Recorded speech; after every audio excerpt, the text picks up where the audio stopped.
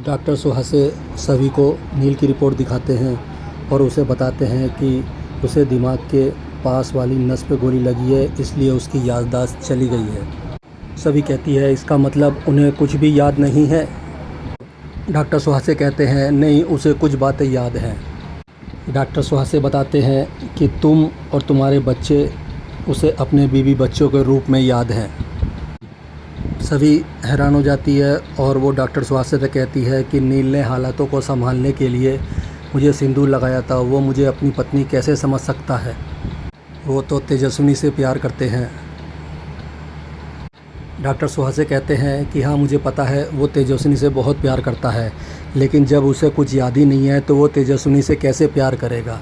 सभी बहुत हैरान है। अब सभी कहती है बताइए अब हम क्या करें। हम उसमें कुछ नहीं कर सकते, लेकिन मैं चाहता हूँ कि जब तक नील की याददाश्त वापस नहीं आए तुम उसकी पत्नी बनकर उसके सामने जाओ।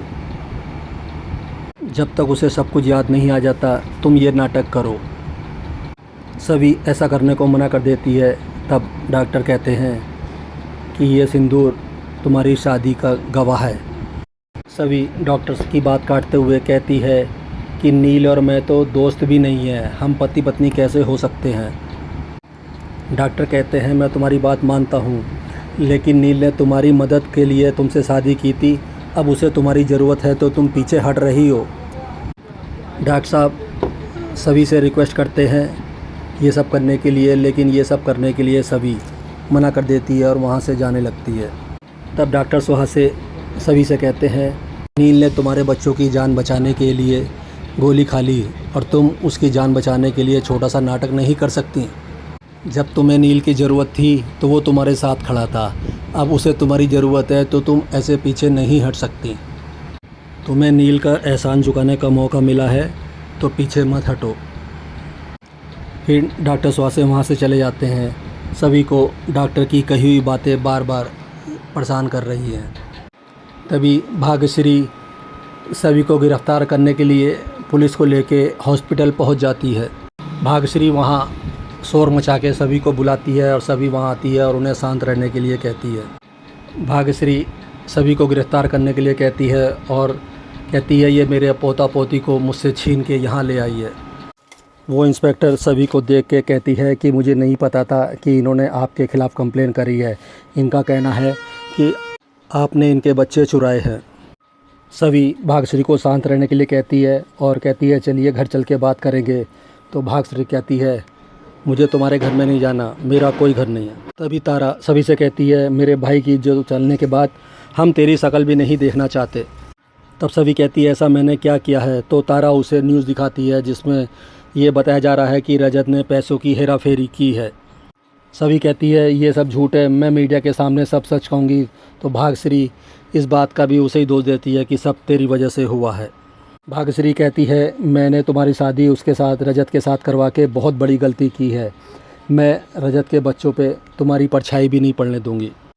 तब सभी कहती है मैं आपको बच्चों से अलग नहीं करना चाहती, लेकिन अगर आपने मुझे मेरे बच्चों से अलग करने की कोशिश की मैं ऐसा कभी नहीं होने दूंगी। पूरा सच जानने के बाद भी आप कुछ भी मानने को तैयार नहीं हो। मैं नहीं चाहते हुए भी नील के साथ ये रिश्ता स्वीकार करती हूँ। सभी की ये बात सुन के सब हैरान रह जाते हैं। आप लोग मानो या ना मानो, लेकिन कोर्ट मानता है इस बात को कि बच्चों की कस्टडी मुझे ही मिलेगी।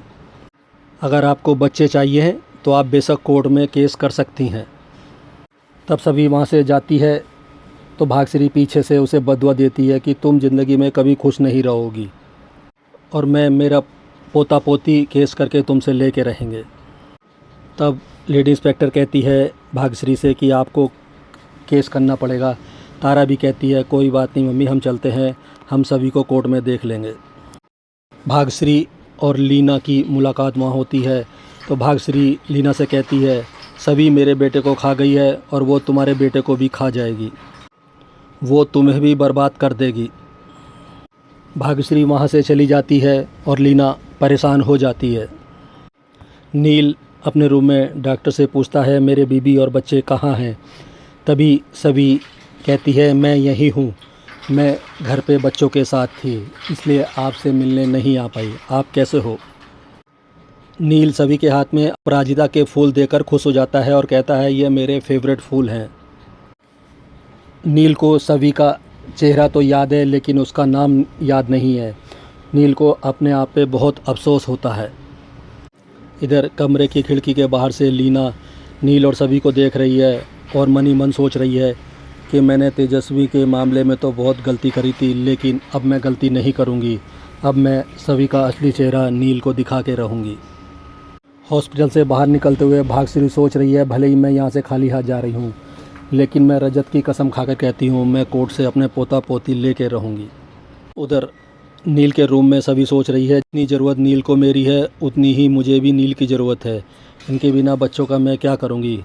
नील बच्चों को बुलाने के लिए कहता है, तभी सई खिलखिलाते हुए वहाँ आ जाती है। सई आके सीधे नील के गले लग जाती है और उससे कहती है, मैंने भगवान से प्रार्थना की थी आपको कुछ नहीं हो। नील सभी सई को देख के बहुत खुश हो रहा है और क्या सोच रहा है, ये कितनी प्यारी बच्ची है और मुझे कुछ भी याद नहीं है। तभी सई आई लव यू फूकी अंकल बोल देती है। नील फूकी अंकल सुन के चौंक जाता है और सभी सई को बाहर भेज देती है। तब सभी उसे बताती है, आप लोगों की कोई फेवरेट मूवी है जिसमें फूकी अंकल थे, तो आप